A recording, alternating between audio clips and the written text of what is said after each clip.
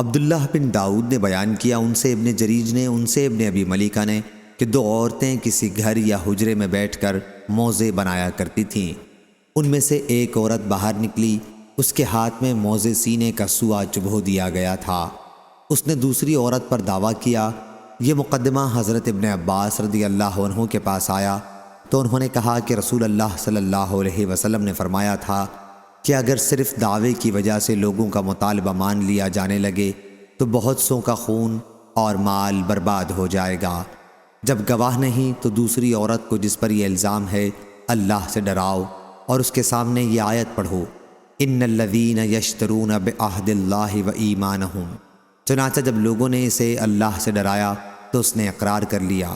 حضرت ابن عباس رضی اللہ عنہ نے کہا کہ حضور اکرم صلی اللہ علیہ وسلم نے فرمایا ہے، قسم مدعی علیہ پر ہے۔ صحیح بخاری حدیث نمبر 4552۔